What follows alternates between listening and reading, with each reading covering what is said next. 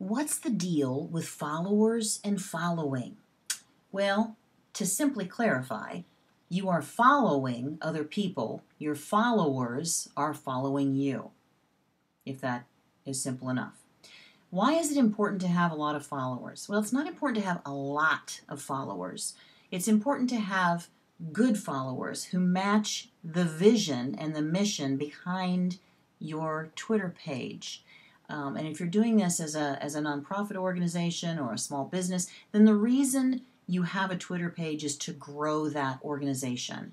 And you do that through like-minded people. So I'm going to show you a technique that is very effective in building legitimate followers. Now, you always want to go through your followers, the people that you see who are new, and you can do that via notifications, and you see them added. And when you see who's been added, then you can click through and you can see, and who is this? And do they match what it is that I am communicating through this Twitter page?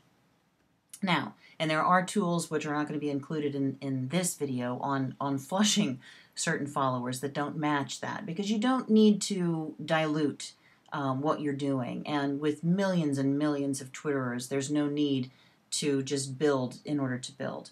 But you want to build by getting followers who are really interested in your cause.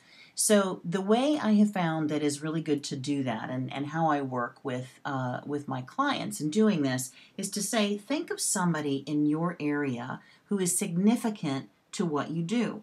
If you're in a nonprofit whose vision and mission is around homelessness, then who is a significant speaker or maybe celebrity or even an organization that has made a huge impact in homelessness? You want to find somebody who speaks the same way you do about the issue that you are trying to help.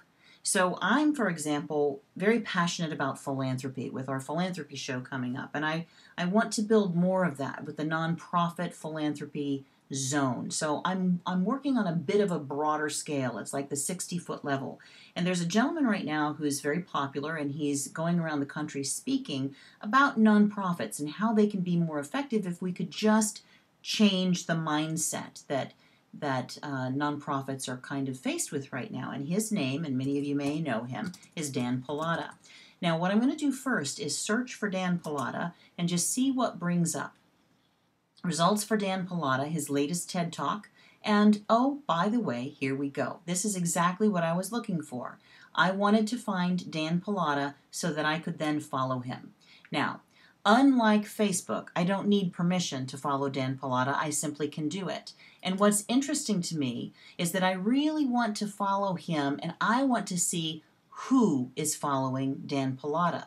Because whoever is following Dan is exactly who I need to be following me.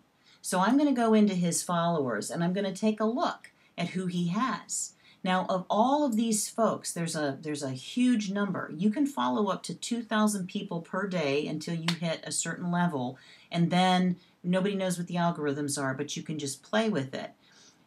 The etiquette of Twitter is that when I follow somebody, generally they will follow me back.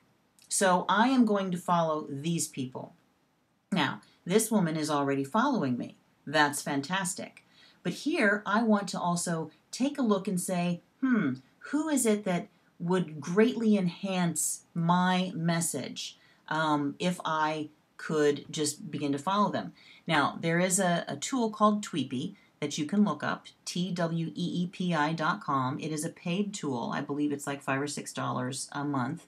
But you can go in and you can pull up Dan Pallotta, and it will sort his followers by the numbers of followers they have, which is also a huge advantage, because then if I follow John Sawyer and he has 5,000 followers and he retweets something that I tweet because he finds it significant, then the great thing is that's going to go to all 5,000, and they don't necessarily all see it because of the nature of Twitter.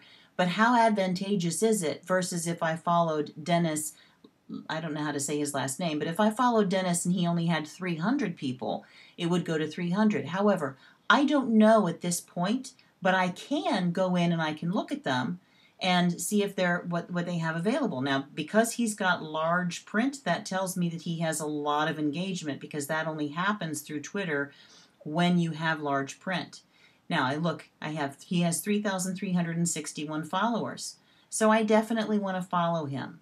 And it takes a little bit of time, but that is a way that you can definitely build up a good solid base of people that are like-minded and meet your organization.